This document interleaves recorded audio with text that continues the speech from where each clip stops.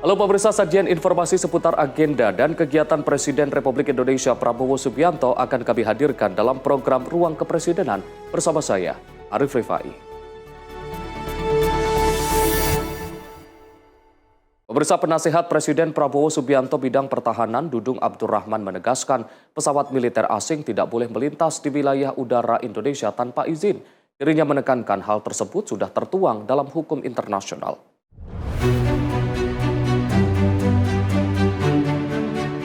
Penasehat Presiden bidang pertahanan Dudung Abdurrahman menegaskan pesawat militer asing tidak boleh melintas di wilayah udara Indonesia tanpa izin. Ia menekankan hal tersebut sudah tertuang dalam hukum internasional. Ia mengaku akan membahas soal hal tersebut dengan Presiden Prabowo. Namun Dudung meyakini Prabowo memahami isu mengenai izin lintas wilayah udara Indonesia. Di sisi lain, Dudung menuturkan perjanjian Major Defense Cooperation Partnership antara Indonesia Amerika Serikat yang merupakan kerangka kerjasama pertahanan sudah berlangsung lama. Beliau saya rasa lebih paham tentang itu. Nanti saya akan bicara sama beliau tentang ya. Itu kan sudah lama juga dan ini kelihatannya akan terus dilanjutkan kerjasama kita dengan Amerika.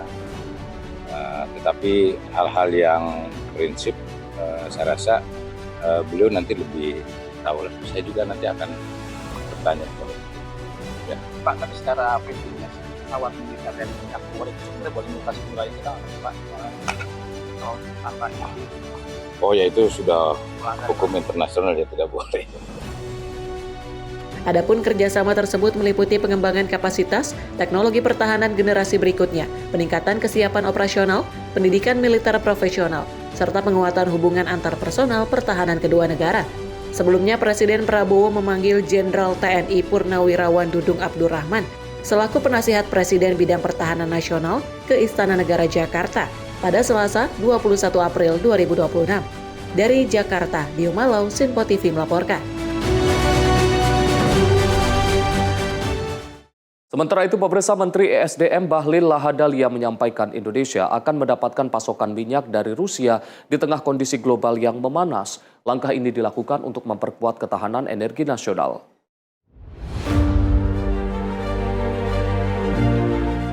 Pemerintah memperkuat kerjasama energi dengan Rusia sebagai langkah menjaga ketahanan energi nasional. Hal ini merupakan tindak lanjut pembicaraan antara Presiden Republik Indonesia Prabowo Subianto dan Presiden Vladimir Putin yang dilanjutkan melalui pertemuan Menteri SDM Bahlil Lahadalia dengan Menteri Energi Rusia di Moskow. Dalam pertemuan tersebut, Rusia menyatakan kesiapan memasok minyak mentah untuk Indonesia di tengah kebutuhan impor energi yang besar. Pemerintah menegaskan upaya pengamanan pasokan terus dilakukan agar kebutuhan dalam negeri tetap terpenuhi hingga akhir tahun. Alhamdulillah cukup menggembirakan bahwa kita akan mendapat pasokan crude dari Rusia. Bahwa Presiden selalu berpikir untuk bagaimana caranya agar ketersediaan kita 1 tahun itu harus tetap ada. Dan atas arahan Presiden bisa menindaklanjuti untuk crude 1 tahun dari mulai bulan ini sampai dengan bulan Desember, insya Allah udah aman. Jadi kita nggak perlu risau, tinggal kita meningkatkan produksi daripada kilang kita. Yang jelas kita akan mencoba untuk tidak boleh lebih daripada harga pasar. Harga di bawah pasar itu jauh lebih baik, tapi minimal sama dengan harga pasar. Dari pihak Rusia akan siap membangun beberapa infrastruktur yang penting dalam rangka meningkatkan cadangan dan ketahanan energi nasional kita. Dan insya Allah kita juga akan mendapat support.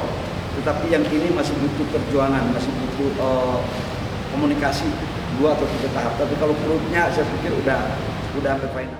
Selain itu, kerjasama juga mencakup pengembangan infrastruktur energi serta peluang tambahan pasokan LPG. Pemerintah memastikan seluruh upaya difokuskan untuk menjaga stabilitas pasokan dan ketahanan energi nasional.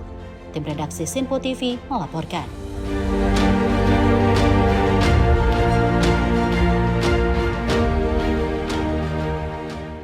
Menteri Energi dan Sumber Daya Mineral Bahlil Lahadalia memastikan stok energi nasional dalam kondisi aman. Ia juga menegaskan harga BBM tetap stabil hingga akhir tahun 2026. Kita akan mencari harga yang terbaik. Yang jelas kita akan mencoba untuk tidak boleh lebih daripada harga pasar. Menteri Energi dan Sumber Daya Mineral Bahlil Lahadalia menyampaikan kabar terbaru terkait kondisi energi nasional. Pemerintah menegaskan stok energi dalam keadaan aman dan harga BBM tetap stabil hingga akhir 2026. Kepastian ini disampaikan usai melapor kepada Presiden Republik Indonesia Prabowo Subianto di Istana Negara Jakarta, Kamis 16 April 2026. Bahlil menyebut pemerintah berupaya menjaga harga BBM tetap sesuai atau di bawah harga pasar, sekaligus memastikan pasokan energi nasional aman. Ketersediaan minyak mentah untuk kebutuhan dalam negeri juga dipastikan cukup hingga Desember 2026, sehingga masyarakat tidak perlu khawatir. Kita akan mencari harga yang terbaik. Yang jelas, kita akan mencoba untuk tidak boleh lebih daripada harga pasar. Harga di bawah pasar itu jauh lebih baik, tapi minimal sama dengan harga pasar. Untuk crude, 1 tahun dari mulai bulan ini sampai dengan bulan Desember, insya Allah udah aman. Jadi kita nggak perlu risau. Untuk subsidi tidak akan dinaikkan sampai dengan akhir tahun, bahwa kita akan mendapat pasokan crude dari Rusia, dan juga dari pihak Rusia akan siap membangun beberapa infrastruktur yang penting dalam rangka meningkatkan cadangan dan ketahanan energi nasional kita. Selain itu, stok BBM dan LPG nasional berada di atas standar minimum. Pemerintah juga menegaskan tidak ada kenaikan harga BBM subsidi hingga akhir tahun, serta memperkuat ketahanan energi melalui kerjasama pasokan minyak dan infrastruktur dengan Rusia. Tim redaksi Sinpo TV melaporkan. Pemirsa, Menteri Luar Negeri RI Sugiono memastikan diplomasi Indonesia yang dipimpin secara langsung oleh Presiden Prabowo Subianto di berbagai pertemuan global dilakukan guna mengamankan kepentingan nasional dan menjaga tatanan dunia untuk tetap tertib serta stabil sesuai amanat konstitusi. Menlu Sugiono menilai langkah-langkah yang telah diambil selama 1,5 tahun terakhir merupakan langkah yang konkret dan terukur. Menteri Luar Negeri RI Sugiono memastikan diplomasi Indonesia di tengah ketidakpastian global tetap memprioritaskan kepentingan nasional dan menjaga stabilitas kawasan dan dunia. Dalam 1,5 tahun kepemimpinan Presiden Prabowo Subianto, Indonesia memiliki intensitas yang tinggi dalam berinteraksi dengan lingkungan global. Pemerintah memastikan langkah-langkah terukur dan berkelanjutan menjadi prinsip utama diplomasi Indonesia. Menlu Sugiono mengatakan kepentingan nasional tersebut diantaranya menjaga pasokan energi, ketersediaan pupuk, hingga kerjasama teknologi dan pendidikan. Pernyataan itu disampaikan Menlu Sugiono dalam konferensi pers penguatan posisi Indonesia di dunia internasional yang digelar di kantor Kepala Staf Presiden Jakarta. Menghadapi situasi global seperti ini, saya kira merupakan sebuah keharusan bagi Indonesia untuk memperkuat posisinya dalam tata pergaulan dunia dengan prinsip-prinsip yang kita ketahui bersama merupakan tradisi politik luar negeri Indonesia dengan prinsip-prinsip bebas aktif. Kemudian juga seperti apa yang disampaikan oleh Bapak Presiden, bahwa 1000 kawan terlalu sedikit dan 1 lawan terlalu banyak. Yang kita arahkan untuk menjaga dan memperjuangkan kepentingan nasional. Itu yang pertama, yang utama, bahwa penguatan posisi kita di dalam panggung global merupakan sebuah upaya untuk memperkuat dan memajukan kepentingan nasional serta menjaga tatanan dunia untuk tetap stabil, untuk tetap tertib, karena ini merupakan amanat dari konstitusi kita yang merupakan pijakan bagi pemerintah dalam menjalankan politik luar negeri.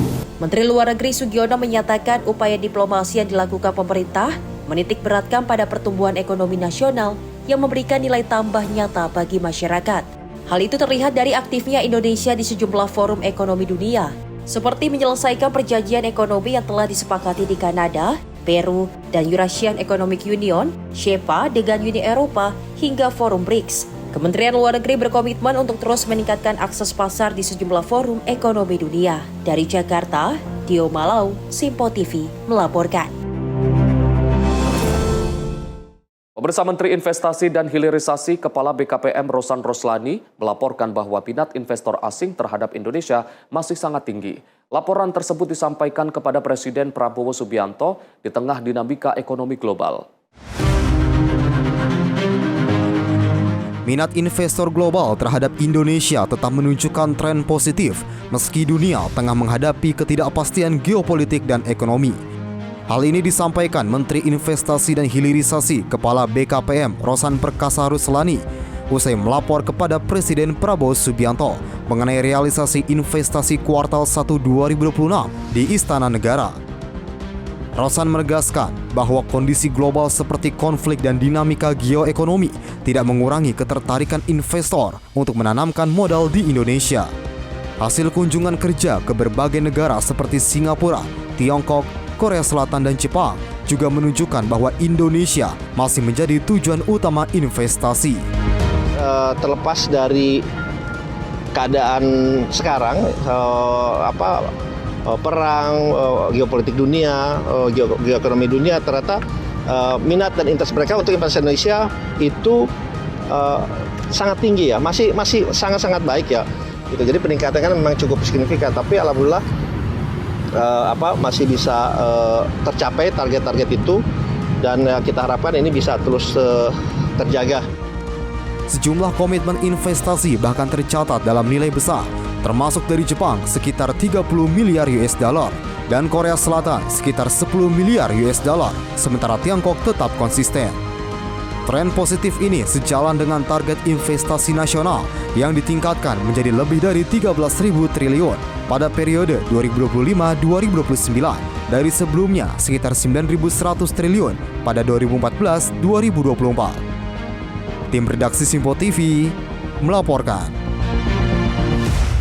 Menteri Haji dan Umroh resmi melepas keberangkatan jamaah haji 2026 kloter pertama melalui Bandara Internasional Soekarno-Hatta, Tangerang, Banten. Pelepasan diresmikan langsung secara seremonial oleh Menteri Haji dan Umroh Muhammad Irfan Yusuf dan Ketua Tim Pengawas Penyelenggaraan Haji, Dasko.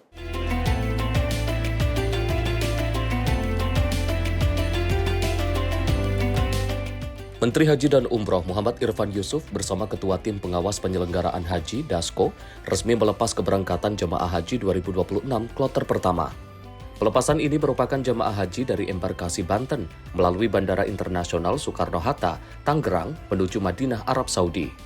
Irfan Yusuf menekankan bahwa pelepasan ini juga menjadi bagian perdana dalam Kementerian Haji dan Umroh setelah dibentuk pada tahun 2025 lalu. Ia memastikan pemerintah telah berkoordinasi dengan sejumlah pihak terkait untuk keamanan bagi para jemaah haji meski di tengah konflik berlangsung di Timur Tengah. Bagi Bapak Ibu sekalian, ini adalah hari yang telah lama ditunggu-tunggu. Ada yang menanti bertahun-tahun, bahkan puluhan tahun. Ada doa yang tak pernah terputus. Ada harapan yang terus dijaga dalam diam hingga akhirnya hari tiba, hari ketika langkah pertama menuju Baitullah benar-benar dimulai. Saya dapat merasakan getaran itu, rasa haru yang mungkin sulit diungkapkan dengan kata-kata. Perjalanan ini bukan perjalanan fisik, tetapi perjalanan jiwa. Perjalanan menuju titik paling khusyuk dalam hidup seorang muslim. Ibu bapak sekalian, penyelenggaraan haji tahun ini memiliki makna yang sangat khusus. Ini adalah penyelenggaraan haji pertama bagi Kementerian Haji dan Umroh dalam menjalankan amanah besar ini secara penuh. Sebuah kehormatan sekaligus tanggung jawab yang kami emban dengan penuh kesungguhan. Namun kita tidak menutup kata bahwa perjalanan ini berlangsung di tengah dinamika global, termasuk meningkatnya konflik di Timur Tengah. Situasi ini tentu menghadirkan kekhawatiran baik bagi pemerintah maupun bagi keluarga yang melepas. Untuk itu izinkan saya menyampaikan dengan penuh ketulusan, negara hadir bersama ibu bapak sekalian. Pemerintah hadir, kami terus berkoordinasi secara intensif dengan otoritas terkait, memastikan bahwa seluruh jemaah Indonesia mendapatkan perlindungan, pelayanan, dan keamanan terbaik selama menjalani ibadah.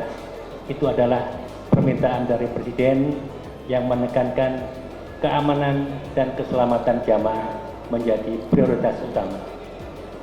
Kami ingin Bapak dan Ibu berangkat dengan tenang, fokus pada ibadah, serahkan hal-hal di luar itu pada kami untuk mengikhtiarkannya sebaik-baik mungkin.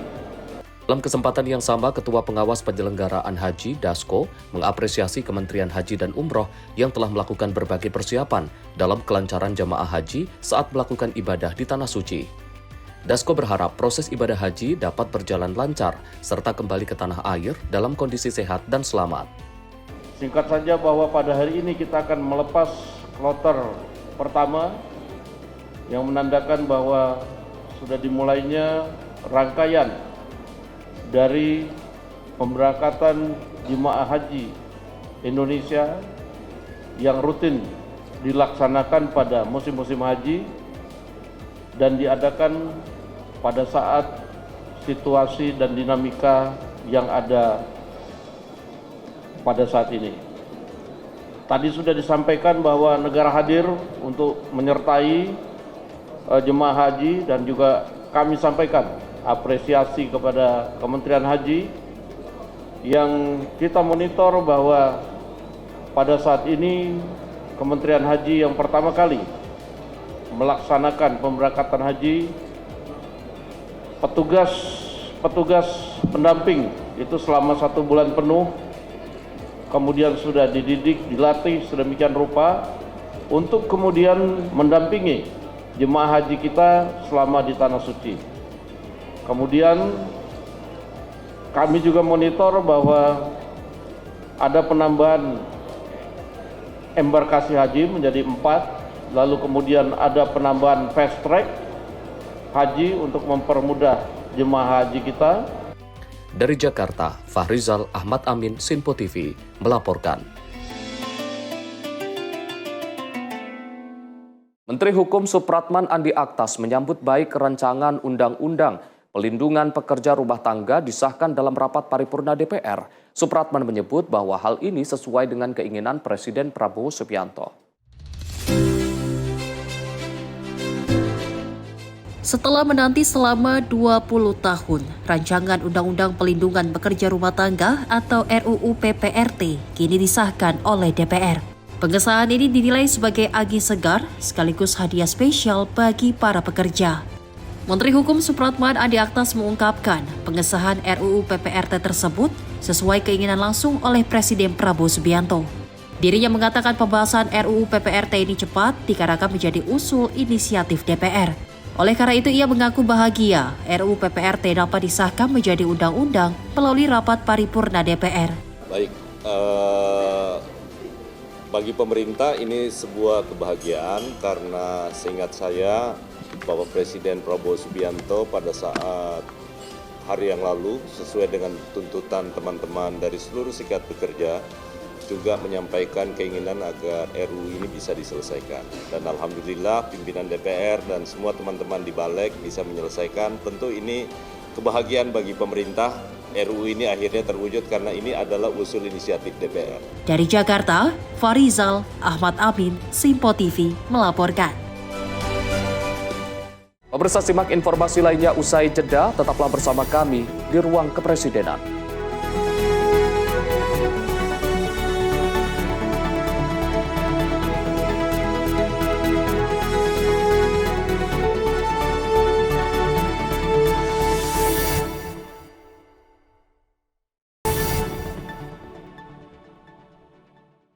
Pemirsa, Anda kembali menyaksikan Ruang Kepresidenan. Presiden Prabowo Subianto memerintahkan untuk melibatkan dosen-dosen di perguruan tinggi dalam pengembangan proyek tanggul laut raksasa atau Giant Sea Wall di pantai utara Jawa. Langsung nanti minggu depan kami akan mengundang beberapa guru besar yang memang sudah memiliki keahlian dan terlibat pada beberapa kasus untuk beberapa proyek ya, untuk pembuatan daratan ya, reklamasi dan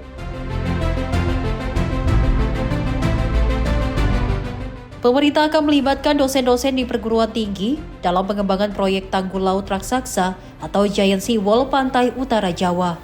Keterlibatan dosen atas perintah Presiden Prabowo Subianto. Lebih lanjut, Menteri Brian menjelaskan guru besar akan dilibatkan langsung ke dalam tim. Nantinya tim akan dipimpin langsung oleh Kepala Badan Otorita Tanggul Laut Pantai Utara Jawa, Didit Herdiawan Asyaf. Menteri Brian mengatakan selama ini banyak hasil penelitian di kampus mengenai Giant Seawall. Bahkan diantaranya ada yang berhasil seperti di Demak dan Semarang, Jawa Tengah.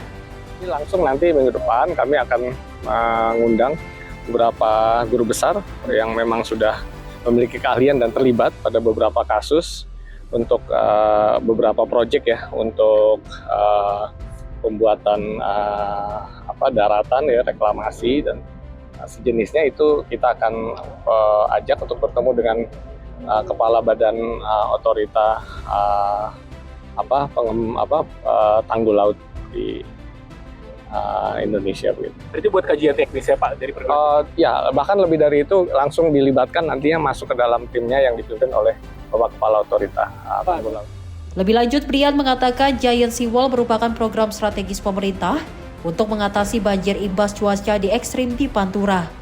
Tanggul laut raksasa tersebut akan melindungi 30 jiwa penduduk dan 60% industri. Dari Jakarta, Dio Malau, Simpo TV melaporkan.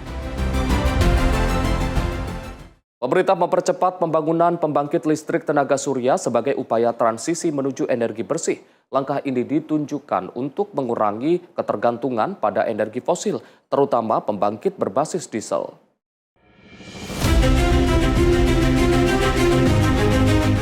Pemerintah mempercepat pengembangan pembangkit listrik tenaga surya sebagai bagian dari transisi menuju energi bersih dan pengurangan ketergantungan pada pembangkit berbahan bakar diesel. Presiden Prabowo Subianto menargetkan percepatan program ini agar segera berjalan secara masif di berbagai wilayah. Menteri Pendidikan Tinggi, Sains dan Teknologi Brian Yuliarto menyampaikan bahwa pemerintah telah mengevaluasi program PLTS berkapasitas besar hingga 100 gigawatt bersama sejumlah pihak terkait. Hasil pembahasan dengan PLN dan Antara serta para akademisi juga menargetkan percepatan penggantian pembangkit diesel hingga 10 gigawatt pada tahun ini. Evaluasi terkait beberapa program, terutama tadi bersama Danantara, kaitannya dengan program PLTS 100 giga. Jadi Bapak Presiden menanyakan perkembangannya dan meminta agar itu dipercepat, terutama untuk yang diesel. Jadi tadi dari hasil rapat yang sudah dilakukan antara Danantara, PLN dan juga dari para ahli-ahli di Kementerian Dikti dari beberapa perguruan tinggi, ditargetkan tahun ini 10 giga yang diesel itu bisa dikurangi. Kemudian yang lainnya juga akan ditambah kira-kira sampai 7 giga. Jadi untuk saat ini dari perhitungan yang dilakukan bersama-sama Kementerian SDM, dari PLN dan Antara dan juga beberapa ahli dari perguruan tinggi, itu kira-kira 17 giga bisa dilakukan instalasi PLTS. Gitu. Lokasi nanti semuanya dari PLN ya yang sebagai implementator dari program tersebut. Kedepan, potensi instalasi PLTS diperkirakan mencapai sekitar 17 gigawatt berdasarkan kajian lintas kementerian dan lembaga. Seluruh implementasi program tersebut akan berada di bawah koordinasi PLN sebagai pelaksana utama, dengan fokus memperluas pemanfaatan energi terbarukan di Indonesia. Tim redaksi Simpo TV melaporkan. Menko Infrastruktur dan Pembangunan Wilayah mengadakan rapat koordinasi lintas kementerian dan lembaga guna mendorong pembangunan jalur kereta api di luar Pulau Jawa, khususnya di Sumatera, Kalimantan, dan Sulawesi. Pembangunan ini akan dikembangkan dengan target 14.000 km jalur kereta api hingga tahun 2045 untuk mendukung mobilitas logistik serta menekan emisi karbon.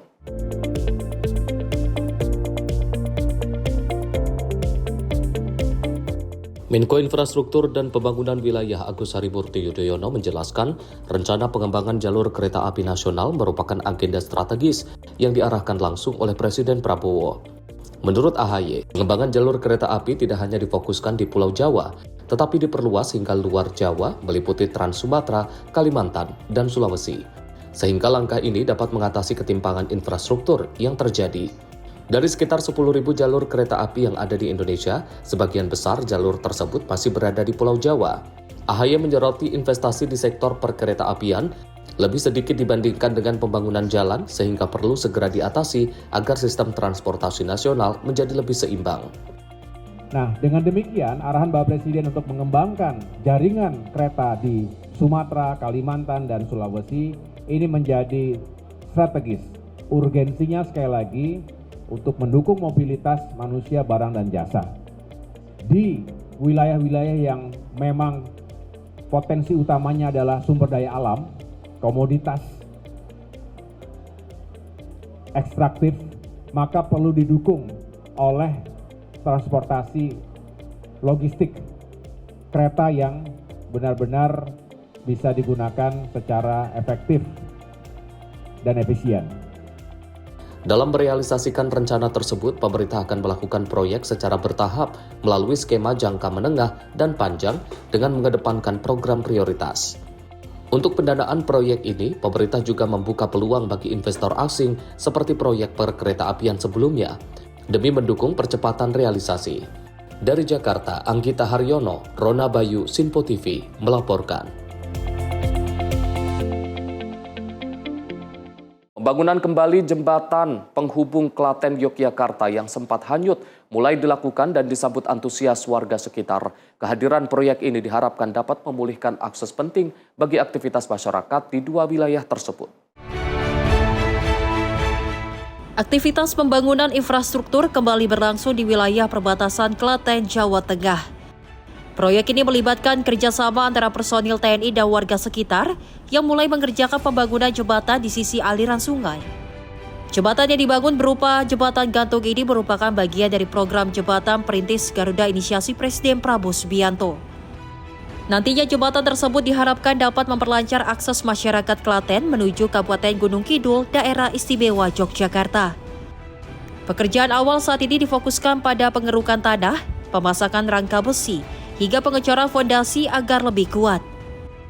Masyarakat setempat menyambut baik pembangunan tersebut karena dinilai sangat membantu mobilitas sehari-hari, mulai dari sekolah, lahan pertanian, hingga pasar.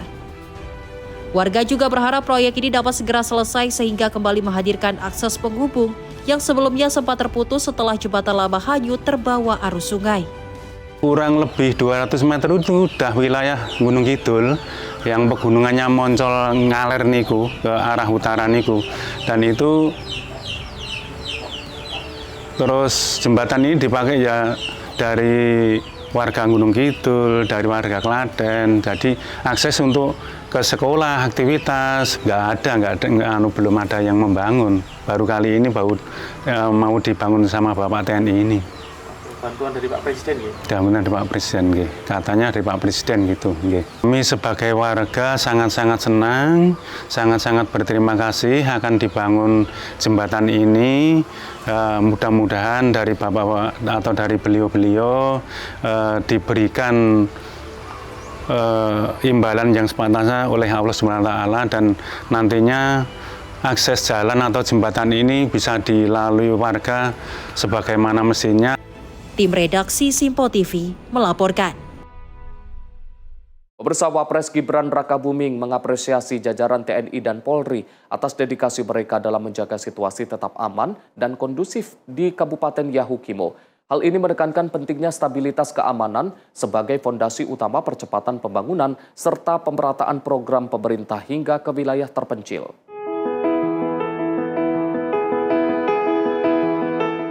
Wakil Presiden Gibran Rakabuming mengapresiasi jajaran TNI dan Polri atas dedikasi mereka dalam menjaga situasi tetap aman dan kondusif di Kabupaten Yahukimo, Papua Pegunungan. Hal tersebut disampaikan Wapres ketika mengunjungi Koramil 1715-06 DKI yang juga menjadi markas Yonif 5 Marinir dan Taipur, Tim Sus 303 dalam mendukung pengamanan wilayah Yahukimo. Dalam peninjauan tersebut, Wapres menegaskan bahwa kondisi keamanan yang kondusif menjadi salah satu pilar utama agar berbagai program prioritas pemerintah dapat berjalan optimal dan dirasakan langsung oleh masyarakat. Wapres menyampaikan bahwa kunjungannya ke Yahukimo merupakan bagian dari pelaksanaan arahan Presiden dalam memastikan pembangunan menjangkau seluruh wilayah secara merata. Sejalan dengan hal itu, Wapres mengingatkan pentingnya sinergi antara TNI, Polri, dan pemerintah daerah dalam menjaga stabilitas wilayah, mengingat situasi yang aman akan membuka ruang yang lebih luas bagi masuknya berbagai program pembangunan. Terima kasih. Assalamualaikum warahmatullahi wabarakatuh. Bapak Ibu yang saya hormati, terima kasih sekali pada teman-teman TNI yang sudah mengamankan situasi beberapa bulan yang lalu. Karena beberapa hal saya menunda kunjungan ke Yahukimu, tapi alhamdulillah hari ini berjalan dengan lancar. Wapres juga menegaskan komitmennya untuk terus kembali ke Yahukimo dengan membawa lebih banyak dukungan dari pemerintah pusat.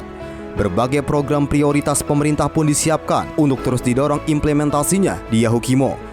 Antara lain makan bergizi gratis, cek kesehatan gratis, perumahan rakyat, serta penguatan sektor koperasi dan pertanian. Tim redaksi Simpo TV melaporkan.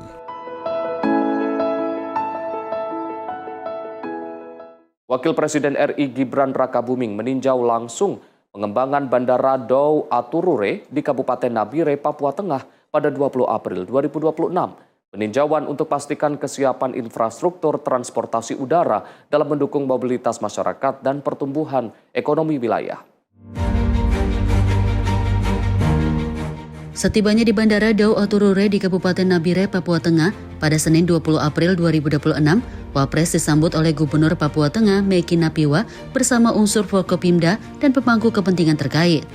Kemudian Wapres menuju area teras bandara untuk menerima paparan singkat Kepala Bidang Penerbangan Bandar Udara pada Dinas Perhubungan Provinsi Papua Tengah, Samuel Riki Rantelimbong. Riki menjelaskan bahwa pembangunan telah dilakukan secara bertahap di mana pemerintah Provinsi Papua Tengah turut mendukung dengan memperpanjang runway dari 1.600 meter menjadi 2.500 meter. Di sisi lain, ia menekankan perlunya pengembangan lanjutan karena terminal yang ada saat ini masih standar ATR, sehingga perlu diperluas agar sesuai dengan standar Boeing. Merespon hal tersebut, Wapres menekankan pentingnya percepatan pengembangan Bandara Dow Aturure agar mampu mengimbangi peningkatan kebutuhan transportasi udara di Papua Tengah. Wapres juga mendorong sinergi antara pemerintah pusat dan daerah untuk memastikan pembangunan infrastruktur bandara berjalan optimal, sehingga dapat meningkatkan konektivitas antar wilayah, memperlancar distribusi logistik, serta membuka peluang ekonomi dan investasi bagi masyarakat setempat.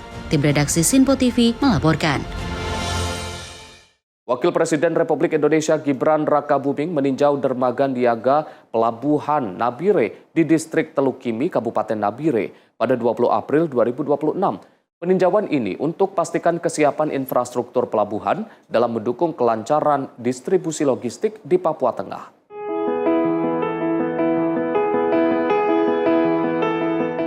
Bertempat di Distrik Teluk Kimi, Kabupaten Nabire, Wakil Presiden RI Gibran Rakabuming Raka meninjau dermaga niaga Pelabuhan Nabire pada Senin 20 April 2026.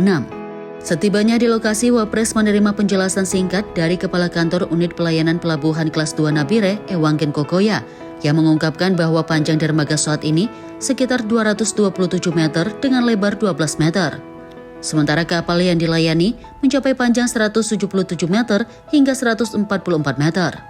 Kondisi ini menyebabkan ruang sandar menjadi terbatas sehingga ketika kapal penumpang bersandar, kapal kargo harus menunggu di luar karena tidak memungkinkan untuk bersandar secara bersamaan. Selain itu, dalam kesempatan tersebut, Ewanggen pun menyoroti keterbatasan fasilitas tresli atau jembatan penghubung ke dermaga yang berdampak pada aktivitas bongkar muat. Dalam peninjauannya, Wapres mengarahkan pemerintah daerah di Papua Tengah untuk menyusun perencanaan pembangunan yang terarah dan berkelanjutan, dengan memanfaatkan keberadaan Pelabuhan Nabire sebagai simpul utama pertumbuhan ekonomi. Perencanaan tersebut diharapkan mampu mengintegrasikan pengembangan sektor logistik, perdagangan dan konektivitas antar wilayah, serta manfaat pembangunan pelabuhan dapat dirasakan secara optimal oleh masyarakat luas, serta mendorong kemajuan daerah secara menyeluruh. Tim redaksi Simpo TV melaporkan.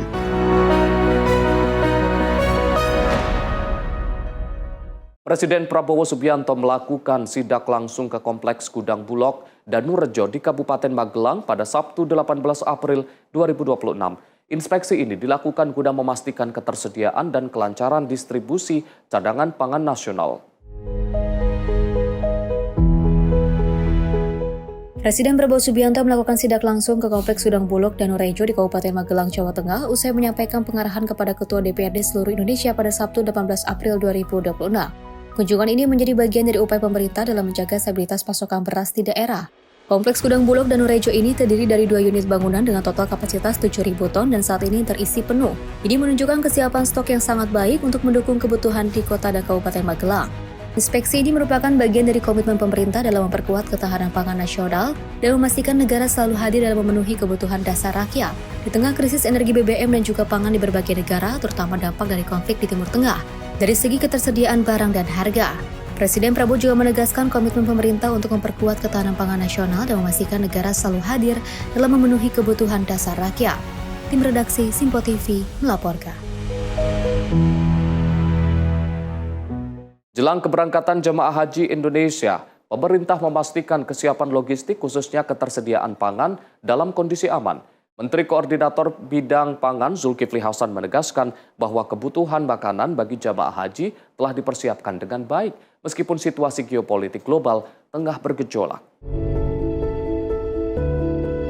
Menko Pangan Zulkifli Hasan menyampaikan doa dan harapan bagi para jemaah haji Indonesia yang mulai diberangkatkan. Ia berharap seluruh jemaah dapat menjalankan ibadah dengan lancar dan kembali ke tanah air dengan predikat haji yang mabrur. Di tengah dinamika geopolitik dunia, pemerintah juga menegaskan komitmennya untuk menjaga stabilitas nasional, termasuk dalam hal ketahanan pangan. Hal ini dinilai penting agar seluruh kegiatan masyarakat termasuk ibadah haji dapat berjalan dengan baik. Tak hanya untuk jemaah di Tanah Suci, pemerintah juga menjamin ketersediaan pangan di dalam negeri. Selain itu, stok bahan pokok seperti beras, jagung, ikan, telur, ayam, buah, dan sayuran dipastikan mencukupi kebutuhan masyarakat Indonesia. Selamat melaksanakan ibadah haji. Saudara-saudara kita yang akan mulai berangkat besok, Pak ya. Besok kita doakan menjadi haji mabrur.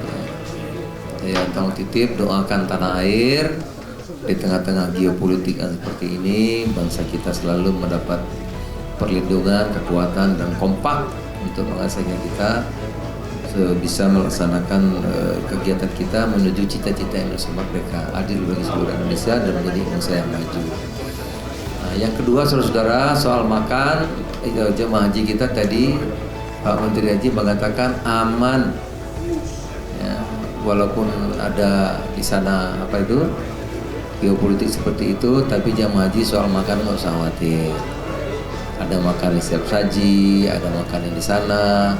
Insya Allah cukup, lengkap, tidak kurang apapun. Makanan aman untuk jamaah haji Indonesia. Termasuk tentu buat kita juga stok pangan kita cukup. Ya, apakah beras, apakah jagung, apakah ikan, apakah telur, ayam, buah, sayur cukup untuk Indonesia. Insya Allah walaupun geopolitik ada gonjang-ganjing. Dengan jaminan tersebut diharapkan masyarakat tidak perlu khawatir terhadap ketersediaan pangan, baik bagi jemaah haji maupun kebutuhan dalam negeri. Dari Jakarta, Sri Dewi Adayani, Rona Bayu, Simpo TV melaporkan.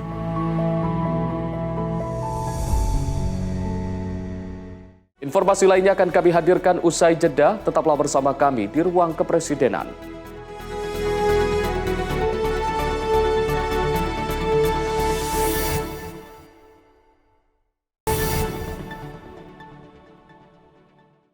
Pemirsa, Anda kembali menyaksikan Ruang Kepresidenan.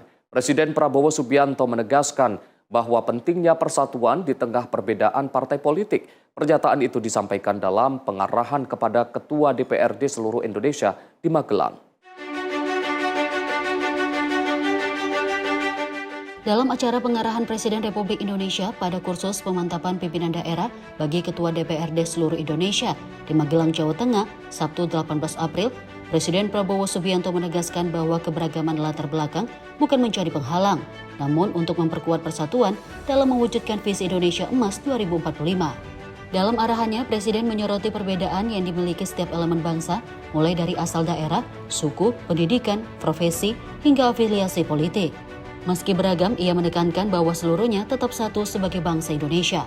Ia juga menyampaikan pandangannya secara terbuka, seraya menyadari bahwa pernyataannya bisa menimbulkan beragam respons sebagai bagian dari komunikasi yang jujur. Kita berasal dari latar belakang yang berbeda-beda daerah yang berbeda-beda, suku yang berbeda-beda, latar belakang pendidikan yang berbeda-beda, profesi yang berbeda-beda, partai politik yang berbeda-beda. Saya ingin bicara apa adanya. Mungkin kalau saya bicara nanti, mungkin ada yang kurang berkenan, mungkin ada yang tersinggung, ada yang sedih. Saya datang ke sini, saya jumpa saudara-saudara dengan satu peranggapan bahwa kita semua di tenda ini adalah patriot. Kita cinta tanah air kita. Kita cinta bangsa kita. Kita cinta rakyat kita. Saya mengetahui bahwa di sini adalah seluruh ketua DPRD dari seluruh Indonesia. Saya anggap penting dan tepat kalau saya hadir langsung. Presiden turut menyatakan keyakinannya bahwa seluruh peserta yang hadir merupakan patriot yang memiliki semangat pengabdian kepada negara. Acara bertema penguatan peran pimpinan DPRD ini dihadiri 503 ketua DPRD dan berlangsung pada 15 hingga 19 April 2026 di Lembah Tidar Akademi Militer Magelang sebagai bagian dari upaya mendukung cita-cita besar Indonesia di masa depan. Tim redaksi Sinpo TV melaporkan. Pimpinan DPR Dasko mempertemukan Bendahara Kredit Union Paroki AEK Nabara, Sumatera Utara, Suster Natalia, dengan Direktur BNI Putra Mawahju terkait kasus penggelapan dana umat senilai 28 miliar rupiah. Hasil pertemuan tersebut, BNI dan perwakilan Paroki AEK Nabara menyatakan bahwa kasus telah selesai dan dana umat akan dikembalikan secara penuh oleh BNI.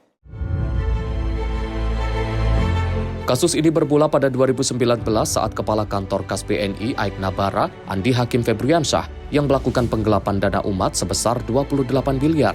Andi Hakim dilaporkan ke pihak kepolisian serta ditetapkan tersangka setelah BNI melaporkan kasus itu ke Polda Sumatera Utara pada 26 Februari lalu. Atas kasus tersebut, Wakil Ketua DPR Dasko memberikan ruang pertemuan antara perwakilan Paroki AEK Nabara, Suster Natalia, dengan Dirut BNI Putra Mawahju di Kompleks Parlemen Senayan, Jakarta. Hasil pertemuan itu, BNI dan perwakilan Paroki AEK Nabara menyatakan bahwa kasus telah selesai dan dana umat akan dikembalikan secara penuh oleh BNI. Suster Natalia berharap sebuah proses hingga pengembalian dana dapat berjalan baik tanpa ada kendala. Terima kasih untuk semua tim media kami. Yang pertama kami mengucapkan terima kasih kepada Bapak Presiden dan semua jajaran pemerintahan yang sudah memberikan atensi yang sangat besar kepada umat Paroki AEK Nabara yang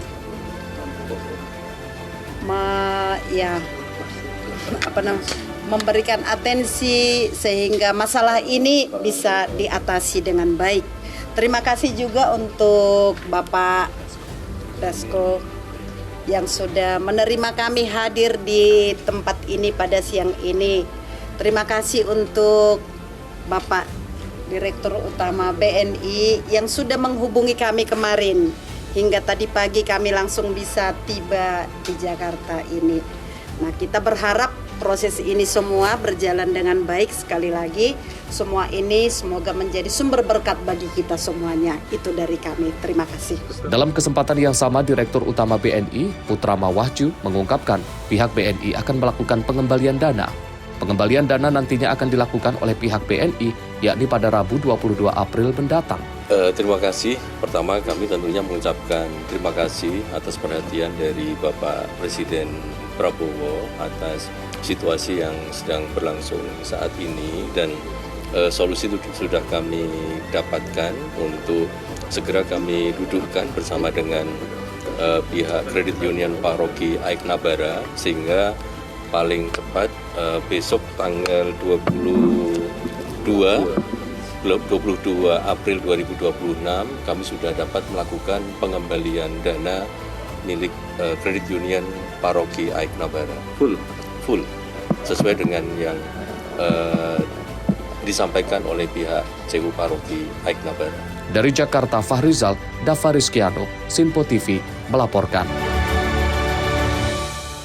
Kebijakan pemerintah melalui Kementerian Kesehatan terkait dengan penerapan label nutrisi atau Nutri-Level mendapat dukungan dari masyarakat. Label ini dinilai dapat membantu masyarakat dalam memilih makanan dan minuman yang lebih sehat.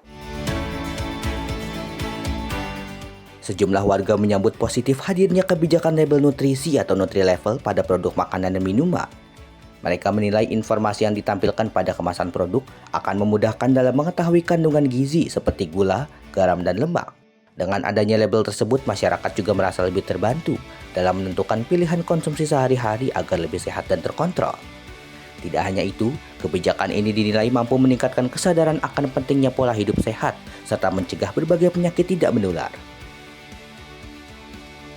Oke, kalau menurut saya sendiri sih ini program yang sangat mendukung ya, apabila kalau misalkan dari kalangan zaman sekarang itu kan lagi mendukung banget gaya hidup sehat ya, termasuk dari segi fisik, dari badan, kan terus gym juga, dan kalau misalkan kita meluncurkan program ini dari pemerintah juga sangat berguna ya, karena bisa mendukung juga untuk kemajuan atau memang visi dari semua manusia yang memang mau gaya hidup sehat. Sangat membantu ya, apalagi kita itu sangat penting untuk memilih makanan dan melihat dari segi gizi ataupun dari kandungan yang ada juga di makanan. Jadi karena kita juga penting untuk bisa memilih dan bisa tahu apa yang kita butuhkan untuk gizi tubuh kita. Setuju. Ini membuat edukasi ya kepada masyarakat, mulai memperhatikan bahwa makan itu tidak sekedar enak, tapi yang jelas harus memang bisa bergizi dan baik untuk kesehatan. Jadi kan kita mulai bisa memilih-milih ya, dan mungkin bagi yang mempunyai gangguan kesehatan mulai melihat bahwa oh ternyata ini kadar nutriumnya, garamnya atau apanya tinggi, ya sebaiknya dihindari. Namun memang menurut saya ini programnya baik, hanya saja mungkin perlu edukasi kepada masyarakat yang rasanya kita belum terbiasa ya seperti itu, melihat kandungan di dalamnya. Menurut saya bagus aja sih untuk produk-produk makanan atau minuman segala macam gitu. Menurut saya lebih berguna sih, karena kalau misalnya kita mau mengetahui suatu produk atau mau beli produk, ya kita bisa ngelihat gitu dari belakang package-nya atau gimana. Jadi tahu apa aja yang dikandung di dalam minuman atau makanan tersebut. Program ini tuh menurut saya tuh sangat baik, apalagi kayak untuk masyarakat yang kayak saya nih. Saya kan kayak kurang mengetahui apa aja tuh gizi, kayak kalau dibaca satu-satu di label tuh kan susah banget. Nah, menurut saya dengan adanya label yang kayak ringkas, jelas, padat pada suatu produk makanan atau minuman ini cukup membantu sebagai saya kayak masyarakat yang sangat awam ini untuk memilih suatu produk untuk yang dikonsumsi oleh kita. Iya tentu, karena ya kan kalau misalnya saya nggak tahu nih apa aja gizi yang ada pada makanan itu atau minuman yang saya konsumsi, saya bisa aja kayak sakit atau gimana. Nah, dengan adanya produk label ini, menurut saya ini cukup membantu untuk memilih makanan minuman yang saya konsumsi setiap hari. Masyarakat berharap kebijakan ini dapat diterapkan secara luas dan konsisten sehingga memberikan manfaat nyata bagi kesehatan masyarakat Indonesia. Selain itu, pemerintah juga diharapkan terus melakukan sosialisasi agar masyarakat semakin memahami pentingnya membaca informasi gizi pada setiap produk. Ya, harapannya bersama-sama pemerintah dan masyarakat mulai fokus memperhatikan bahwa di label itu penting loh gitu. Jadi edukasi kepada masyarakat, pemberitahuan kepada masyarakat itu penting. Semoga sih saya harap ya pemerintah juga dapat menyebarluaskan label ini kepada masyarakat di luar juga, kayak enggak yang di Pulau Jawa doang, di luar Jawa juga, dan semoga pemerintah dapat lebih pengawasannya lebih ketat terhadap program produk label produk ini supaya kita yang sebagai masyarakat awam juga dapat mengkonsumsi makanan dan minuman kita dengan aman. Mungkin lebih berkembang lagi ya, karena kan ini juga masih program baru. Semoga aja bakal mengedukasi juga buat masyarakat semua supaya nggak salah pilih lagi gitu buat kedepannya untuk memilih konsumsi makanan atau minuman. Dari Jakarta, Jihan Nabila, Mutia Arsya, Sinpo TV melaporkan.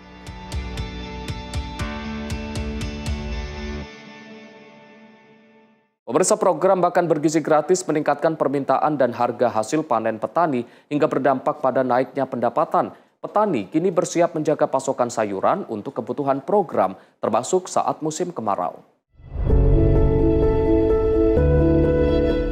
Dampak program makan bergizi gratis mulai dirasakan hingga ke sektor pertanian, khususnya dalam mendorong serapan hasil panen petani lokal. Program yang digagas Presiden Prabowo Subianto ini tidak hanya fokus pada pemenuhan gizi masyarakat, tapi juga memberi pengaruh positif terhadap perputaran ekonomi di tingkat desa. Di kawasan Duku Pasa, Desa Senden, Kecamatan Selo, Kabupaten Boyolali, Jawa Tengah, para petani mulai merasakan perubahan dalam pemasaran hasil pertanian mereka. Jika sebelumnya hanya mengandalkan pasar tradisional dan tengkulak, kini hasil panen juga terserap oleh Satuan Pelayanan Pemenuhan Gizi atau Dapur MBG. Petani setempat Agus Irawan menyebut, permintaan sayuran seperti tomat, brokoli, sawi putih, selada, dan cabai mengalami peningkatan yang cukup signifikan.